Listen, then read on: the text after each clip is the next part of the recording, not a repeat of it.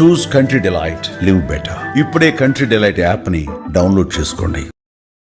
ఆంధ్రప్రదేశ్ రాజధాని అమరావతిలో దేశంలోనే అతిపెద్ద క్రికెట్ స్టేడియం నిర్మాణానికి అంకురార్పణ అతి త్వరలో జరిగే అవకాశాలు కనిపిస్తున్నాయి. ఎందుకంటే ఇది దేశంలో 1,25,000 మంది కూర్చునేటువంటి క్రికెట్ స్టేడియంని నిర్మించాలనేటువంటి ఆలోచన ఆంధ్ర క్రికెట్ అసోసియేషన్ చేసింది. అయితే ఇది రాష్ట్ర ప్రభుత్వంతో డిస్కస్ చేసిన తర్వాత ఆంధ్ర క్రికెట్ అసోసియేషన్ ఒంటరిగా దీన్ని హ్యాండిల్ చేయలేదనేటువంటి డెసిషన్కి వచ్చిన తర్వాత రాష్ట్ర ప్రభుత్వం బీసీసీఐని అప్రోచ్ అయింది. ఇటీవల షార్జాలో జరిగినటువంటి ఇండియా పాకిస్తాన్ క్రికెట్ మ్యాచ్ సందర్భంగా బీసీసీఐ ఇంటర్నేషనల్ అంటే ఐసీసీ ప్రెసిడెంట్గా ఉన్నటువంటి జైషాతో విద్యాశాఖ మంత్రి నారా లోకేష్ భేటీ అయ్యారు. అక్కడ కూడా ఈ అంశం చర్చకు వచ్చినట్టుగా వెల్లడించారు. అదే క్రమంలో అమరావతిలో ఎక్కడ ఈ నిర్మాణం చేయాలి, ఏ ప్రాంతం అయితే అనువుగా ఉంటుంది, ప్రధానంగా అమరావతిని 9 థీమ్ సిటీస్గా ప్రభుత్వం గతంలో డిజైన్ చేసింది. మాస్టర్ ప్లాన్లో భాగం ఇది.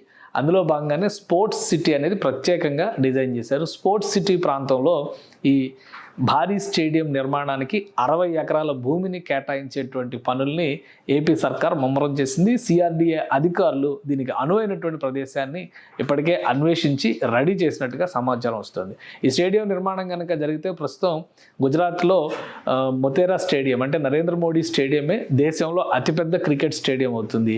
దాంతో పోటీ పడే స్థాయిలో అమరావతిలో క్రికెట్ స్టేడియం నిర్మాణం జరుగుతుంది.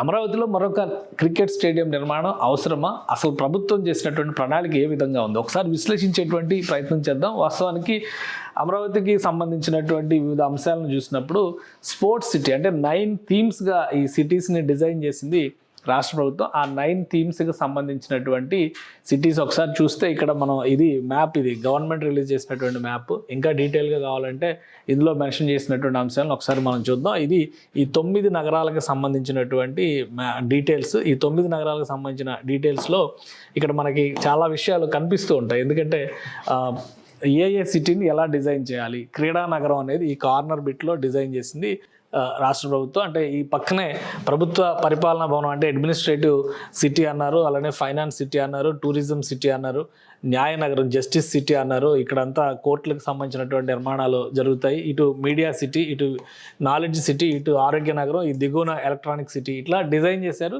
సో స్పోర్ట్స్ సిటీకి సంబంధించినటువంటి ప్రదేశాలు ఇవి. స్పోర్ట్స్ సిటీకి సంబంధించి 4,000 ఎకరాల భూముల్ని రాష్ట్ర ప్రభుత్వం అప్పట్లో కేటాయించింది. దీన్ని దృష్టిలో పెట్టుకొని చూసినప్పుడు మాస్టర్ ప్లాన్లో భాగంగా ఎక్కడ వస్తుంది స్పోర్ట్స్ సిటీ అంటే ఇది మొత్తం అమరావతికి సంబంధించినటువంటి టోటల్ మాస్టర్ ప్లాన్ ఇది.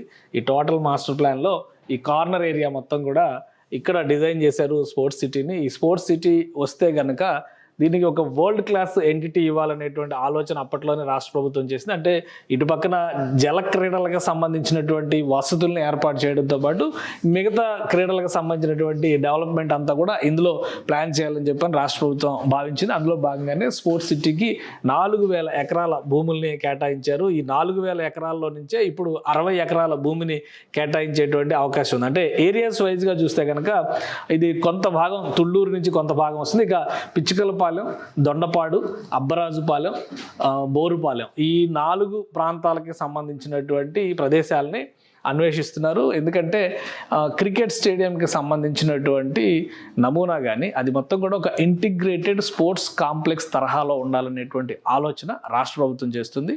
అందులో భాగంగానే ఈ ప్రతిపాదనలు చేస్తున్నారు. అలానే ఇంత భారీ స్టేడియం నిర్మించడం అనేది అవసరమా అనేటువంటి చర్చకు ఒక సమాధానంగా మనం మరొక విషయాన్ని కూడా విశ్లేషించే ప్రయత్నం చేయాలి. ఇది గతంలో రాష్ట్ర ప్రభుత్వం ఇచ్చినటువంటి విజన్, స్పోర్ట్స్ సిటీ అనే కాన్సెప్ట్ ఎందుకు డిజైన్ చేశారనే దానికి సంబంధించి అప్పట్లోనే అంటే 2016-17 సందర్భంలోనే ఢిల్లీలో విజ్ఞాన్ భవన్లో స్పెషల్ ప్రజెంటేషన్ ఇచ్చి దేశవ్యాప్తంగా ఆంధ్ర కా వికాస్ దేశ్ కా వికాస్ అనే నినాదంతో చేసినటువంటి కార్యక్రమంలో చెప్పినటువంటి ఎజెండా ఇది. Andhra Pradesh building A world class sports city with in it's upcoming capital Amaravati with the vision to host India's first Olympic games. ఇది 2017లో ఇచ్చినటువంటి విజన్ అనమాట. అంటే అమరావతి నిర్మాణం కనుక గత 5 ఏళ్లలో సజావుగా జరిగి ఉంటే ఒక వరల్డ్ క్లాస్ ఇన్ఫ్రాస్ట్రక్చర్. మనం హైదరాబాద్లో గమనించి చూస్తే గచ్చిబౌలి స్పోర్ట్స్ కాంప్లెక్స్ మొత్తం కూడా గతంలో 2001లో చంద్రబాబు నాయుడు ప్రభుత్వం నిర్మించింది. ఫలితంగా 2002, 2003 సందర్భాల్లో అంతర్జాతీయ జాతీయ క్రీడలకు కూడా ఇది వేదికగా పనిచేసింది. అదే విజన్తో అమరావతిలో ఈ 9 సిటీస్లో భాగంగా స్పోర్ట్స్ సిటీని భాగం చేశారు.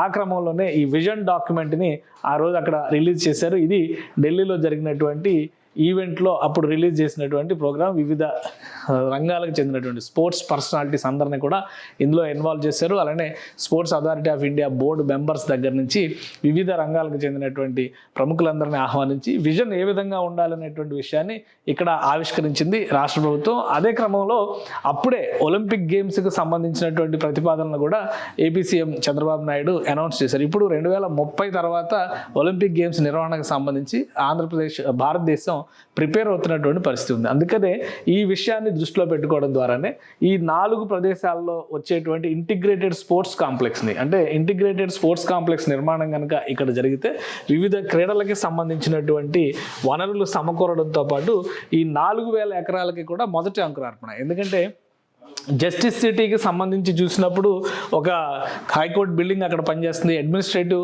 బ్లాక్స్కి సంబంధించి, అంటే అడ్మినిస్ట్రేటివ్ సిటీకి సంబంధించి ఒక్కొక్క సిటీ 9 థీమ్స్ చెప్పారు కాబట్టి ఈ 9 థీమ్స్లో ఒక్కొక్క యాక్టివిటీని రాష్ట్ర ప్రభుత్వం ఇప్పటికే మొదలుపెట్టింది. ఎడ్యుకేషన్ సిటీ అనేటువంటి, నాలెడ్జ్ సిటీ అనేటువంటి పేరుతో డిసైడ్ చేసినటువంటి ప్రాంతంలో అనేక ప్రైవేట్ యూనివర్సిటీలకి, ప్రభుత్వ రంగ విద్యా సంస్థలు కూడా ప్లేస్ అలాట్మెంట్ జరిగినటువంటి పరిస్థితి ఉంది.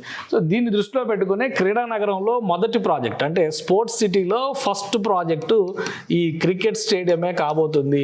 అలానే ఈ క్రికెట్ స్టేడియంకి సంబంధించి ప్రభుత్వం, ఆంధ్ర క్రికెట్ అసోసియేషన్ కొన్ని అంచనాలు వేసింది. 60 ఎకరాల భూమిలో దీన్ని నిర్మిస్తారు. 60 ఎకరాలకి సంబంధించినటువంటి నిర్మాణం అంటే చాలా పెద్ద నిర్మాణం అవుతుంది. అదే ఖర్చు కూడా 800 కోట్ల రూపాయల వరకు ఖర్చు అవుతుందని చెప్పని ఒక అంచనా వేశారు. దీనికి సంబంధించినటువంటి డీటెయిల్ ప్రాజెక్ట్ రిపోర్ట్స్ పైన ఇంకా అధికారులు వర్క్ చేసేటువంటి అవకాశం ఉంది. ఆంధ్ర క్రికెట్ అసోసియేషన్ ప్రెసిడెంట్గా ఉన్నటువంటి కేశినేని చిన్ని ప్రస్తుతం విజయవాడ ఎంపీ కూడా ఆయన బీసీసీఐతో టచ్లో ఉన్నారు. ల్యాండ్ని గుర్తించిన వెంటనే ఈ ప్రాంతంలో ఉన్నటువంటి ల్యాండ్ని, అంటే అబ్బరాజుపాలెం కానీ అక్కడ ఉన్నటువంటి పిచ్చుకలపాలెం కానీ ఆ ప్రదేశాల్లో అనువైనటువంటి ల్యాండ్ని గుర్తించిన తర్వాత టోటల్గా ఈ ల్యాండ్ని బీసీసీఐకి హ్యాండ్ ఓవర్ చేయబోతున్నారు. అంటే బీసీసీఐ ఆధ్వర్యంలోనే ఈ ప్రాజెక్టు జరుగుతుంది. రాష్ట్ర ప్రభుత్వం నుంచి డబ్బులు పెట్టేటువంటి అవకాశాలు తక్కువ ఉన్నాయి కాబట్టి ఇన్ఫ్రాస్ట్రక్చర్ డెవలప్మెంట్ బాధ్యతని రాష్ట్ర ప్రభుత్వం తీసుకుంటుంది. ఆంధ్ర క్రికెట్ అసోసియేషన్తో సమన్వయం చేసుకుంటూ బీసీసీఐ ఈ ప్రాజెక్టు నిర్మించేటువంటి ప్రణాళికని ముందుకు తీసుకెళ్తే, ఎందుకంటే బీసీసీఐ దగ్గర ఉన్నటువంటి ఫండ్స్ రీత్యా కానీ ఇతర దేశాల నుంచి ఉండేటువంటి సంబంధాల రీత్యా కానీ బీసీసీఐ అయితేనే ఈ ప్రాజెక్ట్ హ్యాండిల్ చేయగలదు అనేటువంటి ఆలోచనతో ఏపీ ప్రభుత్వం ఉంది. అందుకనే ఫస్ట్ ఫేజ్లో ల్యాండ్కి సంబంధించినటువంటి ఐడెంటిఫికేషన్ జరిగింది. ఈ ల్యాండ్ని బీసీసీఐకి బదలాయించేటువంటి ప్రయత్నం అతి త్వరలోనే, బహుశా ఒక నెల రోజుల్లోనే ఈ ప్రక్రియ పూర్తయ్యేటువంటి అవకాశం ఉంది. ఆ తర్వాత ప్రణాళికాబద్ధంగా బీసీసీఐ 3 నుంచి 4 సంవత్సరాల్లో దీన్ని డెవలప్ చేసేటువంటి బాధ్యతను తీసుకుంది. అయితే ఇక్కడ ఇంకొక ప్రశ్న కూడా వస్తుంది. ఆల్రెడీ విజయవాడ సమీపంలో, అంటే మంగళగిరిలో ఒక ఇంటర్నేషనల్ క్రికెట్ స్టేడియం నిర్మాణంలో ఉంది. దాన్ని పూర్తి చేయకుండా ఎందుకు ఇంత పెద్ద ప్రాజెక్ట్ తీసుకున్నారు? వాస్తవానికి మంగళగిరిలో నిర్మాణంలో ఉన్నటువంటి స్టేడియం ఒక 30 నుంచి 40 వేల మంది ప్రేక్షకులు కూర్చునేటువంటి స్టేడియం. 4 నుంచి 5 కోట్లు ఖర్చు పెడితే ఆ స్టేడియం పూర్తి స్థాయిలో రెడీ అయ్యేటువంటి అవకాశం ఉంటుంది. అయితే గత ప్రభుత్వం దీనిపైన పెద్దగా శ్రద్ధ చూపించకపోవడం, ఆంధ్ర క్రికెట్ అసోసియేషన్లో ఉన్నటువంటి అప్పటి బోర్డు మెంబర్స్ కూడా దీన్ని పట్టించుకోకపోవడం వల్ల పూర్తిగా అది ఆగిపోయింది. దీంతో పాటు విజయవాడలో మరొక చిన్న స్టేడియం ఉంది. అయితే ఆ స్టేడియంని ప్రభుత్వ కార్యకలాపాల కోసం ఉపయోగిస్తున్నారు. ఇందిరాగాంధీ మున్సిపల్ స్టేడియంకి సంబంధించి అక్కడ కూడా ఒక గ్యాలరీ వ్యవస్థ ఉంది. అయితే అది చాలా చిన్న స్టేడియము. ఇక ఆంధ్రప్రదేశ్లో ఒక ఇంటర్నేషనల్ స్టేడియం అంటే ఒక విశాఖలో మాత్రమే ఉంది. సో విశాఖతో పాటు అమరావతిని కూడా అంతర్జాతీయ స్థాయిలో క్రీడా వేదికగా మారాలంటే కనుక క్రికెట్ స్టేడియం వస్తే ఓవరాల్గా అన్ని రకాల క్రీడల డెవలప్మెంట్కి ఒక గేట్వేగా పనిచేస్తుందని చెప్పి ఆంధ్రప్రదేశ్ ప్రభుత్వం భావిస్తుంది. అందులో భాగంగానే దీనిపైన ఒక క్లారిటీ వచ్చేసింది. 60 ఎకరాల భూమిని ఆల్రెడీ ఈ ప్లాన్లో ఉన్నటువంటి ఏరియాలో ఐడెంటిఫై చేసినట్టుగా తెలుస్తుంది. అంటే మొత్తం మీద ఈ సర్కిల్లోనే వచ్చేటువంటి అవకాశం ఉంది. ఎందుకంటే ఈ స్క్వేర్ ఏరియా మొత్తాన్ని కూడా 4000 ఎకరాల భూమిని ప్రభుత్వం స్పోర్ట్స్ సిటీగా డిసైడ్ చేసింది కాబట్టి ఈ ప్రాంతంలోనే ఒక 60 ఎకరాలు కేటాయిస్తారు. మ్యాక్సిమం ఇటు క్రికెట్ అంటే కృష్ణానదికి అతి సమీపంగా ఉండేటువంటి ప్రదేశాన్ని చూడొచ్చు, లేదా ఇటు సైడు అబ్బరాజుపాలెం నుంచి దొండపాడు మధ్య అయినా కానీ ఈ ప్రాంతాన్ని పరిశీలించేటువంటి అవకాశాలు ఉన్నట్టుగా తెలుస్తుంది.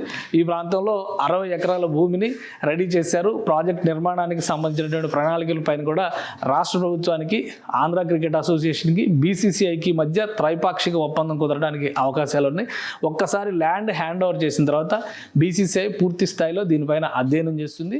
వాస్తవానికి ఏంటంటే రాష్ట్రానికి నిధుల కొరత ఉన్నటువంటి నేపథ్యంలో ఇతర మార్గాలు, కేంద్ర ప్రభుత్వానికి సంబంధించినటువంటి సంస్థలు, ప్రైవేట్ ఏజెన్సీలు, అలానే వివిధ రకాల బోర్డుల నుంచి నిధుల సమీకరణ కోసం రాష్ట్ర ప్రభుత్వం ఒక ప్రణాళికని, వ్యూహాన్ని అనుసరిస్తుంది. అందులో భాగంగానే బీసీసీఐకి హ్యాండ్ ఓవర్ చేయడం ద్వారా, లోకల్ క్రికెట్ అసోసియేషన్ కంటే బీసీసీఐకి ప్రాధాన్యం ఇవ్వడం ద్వారా అంతర్జాతీయ క్రికెట్ మ్యాచ్ల నిర్వహణకు కూడా ఇది ప్రధాన వేదిక అవుతుందనేటువంటి ఆలోచన రాష్ట్ర ప్రభుత్వం చేస్తుంది. ప్రస్తుతం గుజరాత్లో నిర్మించినటువంటి స్టేడియం కూడా దాదాపు 63 ఎకరాల్లో నిర్మాణం జరిగినటువంటి స్టేడియం అది. ఇప్పుడు అందుకనే 60 ఎకరాలని కేటాయించడంతో పాటు 800 కోట్ల రూపాయల అంచనా వ్యయంతో ఈ ప్రణాళికని సిద్ధం చేస్తున్నారు. సిఆర్డిఏ అలానే బీసీసీఐ మధ్య ఈ ప్రాథమిక ఒప్పందాలు పూర్తయితే కనుక ఈ ప్రాంతంలో ముఖ్యంగా స్పోర్ట్స్ సిటీకి సంబంధించి మొదటి అంకురార్పణ క్రికెట్ స్టేడియం ద్వారానే జరిగే అవకాశాలు కనిపిస్తున్నాయి.